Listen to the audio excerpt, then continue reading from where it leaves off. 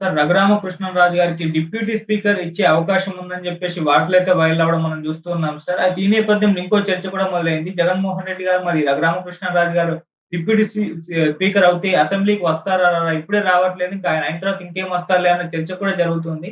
మరి ఏం చెప్తారు సార్ డిప్యూటీ స్పీకర్ రఘురామకృష్ణంరాజు గారు అయ్యే అవకాశం కనిపిస్తుందంటారా? రఘురామకృష్ణరాజుకి చంద్రబాబు ఖచ్చితంగా మంచి పదవి ఇవ్వాల్సిన అవసరం ఉంది. ఎందుకంటే రఘురామకృష్ణరాజు ఉపయోగపడినట్టుగా చంద్రబాబుకి ఇంకెవరు ఉపయోగపడల. వై తెలుగుదేశంలో కూడా జగన్‌కి యాంటీగా కన్సిస్టెంట్‌గా ఒక 4 ఏళ్ల పాటు ఒకే ఒక రోజు కూడా ఆయన నిద్రపోల. రోజు ఆయన చేసిన పనేంటంటే జగన్‌ని విమర్శించడం, జగన్ ప్రభుత్వాన్ని విమర్శించడం, జగన్‌ని అవహేళన చేయడం. అంటే జగన్ పట్ల ప్రజల్లో ఒక వ్యతిరేకత తీసుకురావడంలో రఘురామకృష్ణరాజు అహర్నిశలు శ్రమించాడు. ఆయన ఎవరో చెప్తారు కదా! నా చివరి రక్తపు బొట్టు వరకు పోరాడతా అలా పోరాడాడు. సో, అలాంటి వ్యక్తి ఇంకొకరు లేరు ఆంధ్రప్రదేశ్‌లో. సో, ఆయన ఎంపీగా తన నియోజకవర్గంలో ప్రజలకి ఏం చేశాడనేది పక్కన పెడితే, ఆయన మొత్తం ఈ 4 ఏళ్లలో ఆయన ప్రధానంగా ఏం చేశాడంటే, జగన్‌కి వ్యతిరేకంగా రోజు ఏదో ఒకటి మాట్లాడడం అనేది చేశాడు. రెండోది గోదావరి జిల్లాలో వాళ్ళకుండే ఒక వెటకారం గావచ్చు, సెటైర్ గావచ్చు, అవన్నీ కూడా ఆయనకి బాగా కలిసొచ్చాయి. దాంతో పాటు ఆయనకి బాగా ధైర్యం గూడా ఉంది. బూతులు మాట్లాడే నేచర్ గూడా ఉంది. సో, ఇవన్నీ కలిపి ఒక టానిక్ తయారు చేసి జగన్‌కి వ్యతిరేకంగా చేశాడు. తెలుగుదేశం ఛానెల్‌లు కూడా ఇటు ఏబిఎన్ గావచ్చు, టీవీ5 గావచ్చు, మహా గావచ్చు, యూట్యూబ్ ఛానెల్ గావచ్చు, అందరూ కూడా ఆయన ఎప్పుడు ఆయన ఎప్పుడు మాట్లాడినా వీళ్ళు లైవ్‌లు ఇచ్చేవాళ్ళు. అసలు ఆయన ఉంటే ఇంక వేరే అన్ని ఆపేసి ఈయనకిచ్చేవాళ్ళు. ఎందుకంటే జగన్ పార్టీలో ఉంటూ, జగన్ పార్టీలో ఎంపీగా గెలిసి, జగన్‌కి వ్యతిరేకంగా ఇంత కన్సిస్టెంట్‌గా మాట్లాడడం అనేది ఎవరు చేయలేదు. జగన్ గమ్మున వదిలేసుకొని ఉంటే బిగినింగు ఈయన తగ్గిపోయిండేది. కానీ జగన్ కూడా చాలా విషయాల్లో భయంకరమైన మూర్ఖత్వం జగన్‌లో ఉంటది. ఆయన చేసే పనులలో మనకి ఒక మెచ్యూర్డ్ పొలిటీషియన్‌కి ఉండే లక్షణాలు చాలా విషయాల్లో జగన్ దగ్గర ఉండవు. అందుకని జగన్ కూడా తన మీద ఎప్పుడో బ్రిటిష్ వాళ్ళ కాలం నాటి సెడిషన్ యాక్ట్ రఘురామకృష్ణరాజు మీద ప్రయోగించి సిఐడి వాళ్ళ ద్వారా రఘురామకృష్ణరాజుని మ్యాన్ హ్యాండిల్ అంటారు. అంటే ఆయన్ని రఫ్‌గా డీల్ చేయడం. ఆయనేమో కొట్టాడని కూడా ఆరోపిస్తున్నాడు. అది ఎట్లాగో కోర్టులో ఉంది. కోర్టు తేలుతుంది. కొట్టారో లేదో అనేది తెలీదు గానీ, ఏదేమైనా ఆయన్ని అసలు ఈ కేసు పెట్టడమే ఘోరమైన విషయం. ఒక రాజద్రోహ నేరం ఆయన మీద పెట్టడం అనేది ఘోరమైన విషయం. సో, జగన్ గాని ఆయన్ని నెగ్లెక్ట్ చేసునుంటే మెల్లమెల్లగా ఆయన తగ్గిపోయేది. ఎప్పుడైతే కేసు పెట్టాడో ఇంకా ఎక్కువైపోయింది. ఆయనకి ఎక్కువైపోయింది. జనాల్లో కూడా క్రేజ్ పెరిగింది. ఇప్పుడు చంద్రబాబు ప్రభుత్వం కూడా సేమ్ తప్పే చేస్తుంది. తనను విమర్శించే వాళ్ళ మీద కేసులు పెట్టి ఇవన్నీ చేస్తుంటే చంద్రబాబుకు నెగటివిటీ ఖచ్చితంగా పెరుగుతుంది. అది ఎవరు కూడా నేర్చుకోరు. నేను చాలా సార్లు చెప్తుంటాను. ఫ్రాయిడ్ ఎప్పుడో చెప్పారు. చరిత్ర నుంచి మనం ఎవరు కూడా పాఠాలు నేర్చుకోము. అందుకనే చేసిన తప్పులే రిపీట్‌గా చేస్తుంటామని ఫ్రాయిడ్ చాలా కాలం ముందే చెప్పాడు. అట్లాగే కార్ల్ మార్క్స్ కూడా ఫేమస్ కొటేషన్ ఉంది. History repeats itself.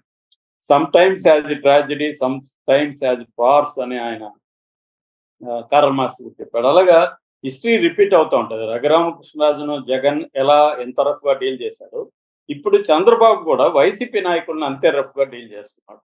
దానికేవో కారణాలు చెప్తున్నారు గానీ, ఎసెన్స్‌లో అయితే అదే జరుగుతుంది. సో, దీనివల్ల ఓవరాల్‌గా ఏందంటే రఘురామకృష్ణరాజు చంద్రబాబుకు విపరీతంగా ఉపయోగపడ్డాడు. అయితే రఘురామకృష్ణరాజు కోరుకున్న నరసాపురం ఎంపీ సీట్‌ని చంద్రబాబు ఇప్పించలేకపోయాడు. ఆ విషయంలో చంద్రబాబు ఖచ్చితంగా రఘురామకృష్ణరాజుకి అన్యాయం చేశాడు. ఎందుకంటే చంద్రబాబు అనుకోనుంటే ఆ సీటు ఈయనకి ఇచ్చి వేరే చోట ఎంపీ సీటు వాళ్ళకి ఇవ్వగలిగిన వ్యవహారం చంద్రబాబుకు ఉంది. ఎందుకంటే చంద్రబాబు తనకు నచ్చిన వాళ్ళని పెట్టగలిగాడు బీజేపీలో కూడా. కానీ ఇతని విషయంలో చంద్రబాబు అన్యాయం చేశాడు. తర్వాత ఇతను ఓపెన్ గానే అందరూ ప్రజలు నన్ను స్పీకర్‌గా కోరుకుంటున్నారని అన్నాడు. కానీ స్పీకర్‌గా ఈయనకి ఇవ్వకుండా అయ్యన్న పాత్రుడికి ఇచ్చారు. ఆ తర్వాత ఆయన టీటీడీ బోర్డు చైర్మన్ పదవి కోరుకున్నాడు. అది కూడా ఇవ్వలేదు. సో, మంత్రి పదవన్నా ఇస్తారేమని ఆశించాడు. ఎందుకంటే క్షత్రియ కోటాలు ఎవరికి ఇవ్వలేదు కాబట్టి నాకు మంత్రి పదవి ఇస్తాడని కానీ ఇవ్వలేదు. అయినప్పటికీ కూడా ఆయన కొంత మామూలుగా అయితే రఘురామకృష్ణరాజు నేచర్ ఏందంటే రెబెల్‌గా మారాలి చంద్రబాబు మామూలుగా అయితే. కానీ ఆయన మారలేదు. చంద్రబాబుకి లాయల్గా ఉన్నాడు. తన డిసెంట్ అంటే తన అసమ్మతి అక్కడక్కడ ఎక్స్ప్రెస్ చేశాడు, కానీ గట్టిగా చంద్రబాబుకి యాంటీగా మారలేదు.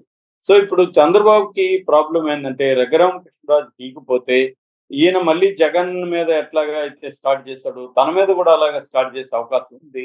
దీన్ని వైసీపీ మీడియా ఉపయోగించుకునే అవకాశం ఉంది. అందుకని చంద్రబాబు ఇప్పుడు డిప్యూటీ స్పీకర్ గా రఘురామకృష్ణరాజుని ఎన్నిక చేసుకోబోతున్నట్టుగా అర్థమవుతుంది. అది జరిగితే మాత్రం రఘురామకృష్ణరాజుకి న్యాయం జరిగినట్టు అవుతుంది. ఆయన ఆశించింది రాకపోయినా కనీసం ఒక ఇంపార్టెంట్ పోస్ట్ అయితే రఘురామకృష్ణరాజుకి వస్తుంది, deputy speaker. So speaker and deputy speaker ఇద్దరు కూడా జగన్ ని ఒక ఆట ఆడుకుంటారు. అందుకనే జగన్ కూడా భయపడి అసెంబ్లీకి పోవడం మానేస్తుంది. నిజానికి కానీ తెలుగుదేశం, జనసేన, బీజేపీ కూటమి కానీ తెలివి ఉంటే టెక్నికాలిటీస్ పక్కన పెట్టి జగన్ ప్రతిపక్ష హోదా ఇస్తున్నాం రా అని చెప్తే అప్పుడు జగన్ని ఆడుకోవడానికి వాళ్ళకి బాగా ఛాన్స్ ఉంటుంది. కానీ వాళ్ళు ఆ పని చేయట్లేదు.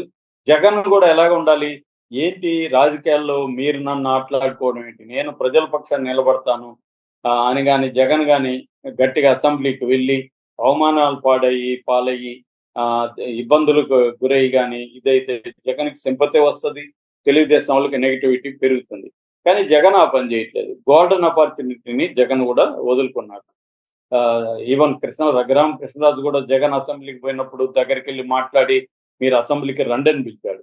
జగన్ కి నిజంగా ఒక బ్రహ్మాండమైన ఆపర్చునిటీ. ఎందుకంటే మనం చూసాము తమిళనాడు అసెంబ్లీలో ఎవరైతే అవమానాలకు గురయ్యారో వాళ్ళే తర్వాత గెలిచారు. జయలలిత అవమానానికి గురైంది, తర్వాత ఆమె గెలిచింది. మళ్ళీ జయలలిత కరుణానిధిని అవమానానికి గురి చేసింది, కరుణానిధి గెలిచాడు. అలాగే జగన్ కూడా అసెంబ్లీని ఉపయోగించుకుని ఉంటే అసెంబ్లీలో గట్టిగా తన వాదన, ప్రజల సమస్యల్ని కానీ ఆయన 1 minute ఇస్తారా, 2 minutes ఇస్తారా, మైక్ ఇవ్వరా పక్కన పెడితే అది కానీ ట్రై చేసి ఉంటే జగన్కి సింపతి వచ్చేది, మన కోసం అతను ఏ వేదిక వదులుకోవట్లేదని వచ్చేది. కానీ జగన్ ఒక పెద్ద తప్పు చేశాడు ఈ విషయంలో. ఆ విషయంలో షర్మిల జగన్ విమర్శించడం తప్పే కాదు, ఎవరు విమర్శించినా. ఎందుకంటే జగన్ ఉద్దేశంలో ప్రతిపక్ష హోదా ఇవ్వాలని జగన్ కోరుకోవచ్చు, కోర్టులో కూడా కేసు వేసాడు, అందులో తప్పేం లేదు. కానీ తను వెళ్ళి నాకు ప్రతిపక్షం ఇచ్చినా ఇకపోయినా నేను ప్రజల తరపున ఏ వేదికనో వదలను అని కానీ వెళ్ళుంటే ఇంట్రెస్టింగ్ గా ఉండేది. సో రఘురామకృష్ణరాజు తను అధ్యక్ష అనాలి రఘురామకృష్ణరాజు అని ఇదైతే ఎలాగ రాజకీయాల్లో అన్నిటికీ రెడీగా ఉండాలి. ఒకప్పుడు మోడీని అడుగుపెట్టని అన్నాడు చంద్రబాబు, ఒకప్పుడు సిబిఐ తోకకు వస్తానని కార్టూన్లు వేశారు ఒక్కలాగా సిబిఐని చూపించి. ఇవాళ అదే చంద్రబాబు మోడీని భంగపడి బతిమలాడి మోడీతో కలవలేదా? కానీ ఇప్పుడు దానివల్ల ఏమైంది, చంద్రబాబు కింగ్ మేకర్ కాలేదా? కాబట్టి రాజకీయాల్లో లైఫ్ లోనే ఏమైనా జరగచ్చు. రాజకీయాల్లో ఇంకా అన్ప్రెడిక్టబిలిటీ అనేది విపరీతంగా ఉంటది. ఇచ్చిన ఆపర్చునిటీ ఎప్పుడైనా ఒక సామెత ఉంటది యుద్ధంలో, క్రైసిస్ ని ఆపర్చునిటీగా మార్చుకునేవాడే నిలబడతాడు చరిత్రలో. క్రైసిస్ లో కుంగిపోయి భంగపడి భయపడి వెనక్కి వెళ్ళేవాడు చరిత్రలో నిలబడ్డాడు. జగన్ కి ఒక క్రైసిస్ వచ్చింది, ఆ క్రైసిస్ ని ఆపర్చునిటీగా ఎలా మార్చుకోవాలి అనేది జగన్ చేయాలి. చంద్రబాబు కూడా క్రైసిస్ వచ్చింది, చంద్రబాబు దాని ఆపర్చునిటీగా మార్చుకోగలిగాడు. కాబట్టి ఇవాళ చంద్రబాబు దేశ రాజకీయాల్లో కీ పర్సన్ అయ్యాడు. ఆ విషయంలో చంద్రబాబు ఖచ్చితంగా గ్రేట్. జగన్ ఆ విషయాన్ని చేజార్చుకున్నాడు, మంచి అవకాశాన్ని. ఇప్పటికైనా జగన్ ఆలోచించుకోవాలి, వెళ్ళాలని. ఏదేమైనా రఘురామకృష్ణరాజుని ఫేస్ చేయడం లేకపోతే అయ్యన్న పాత్రని ఫేస్ చేయడం భయపడి జగన్ వెళ్ళిపోయాడు. రఘురామకృష్ణరాజు కూడా ఇది ఒక గ్రేట్ మూమెంట్ గా ఉండేది. ఇప్పుడు డిప్యూటీ స్పీకర్ అయ్యి జగన్ ని ఇబ్బంది పెడితే తనకి మంచి మజా వచ్చేది. అది రఘురామకృష్ణరాజు కూడా మిస్ అయింది.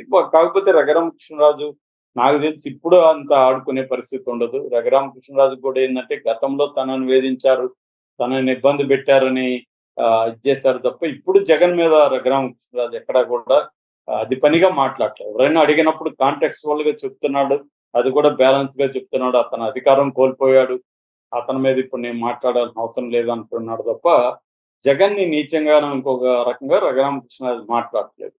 సో కాబట్టి రఘురామకృష్ణరాజు ఆ పదవికి అర్హుడే. చంద్రబాబు రఘురామకృష్ణరాజుకి ఆ పదవి ఇస్తే మాత్రం ఖచ్చితంగా న్యాయం చేసినట్టే మనం భావించాలి. Okay sir. Thank you so much sir.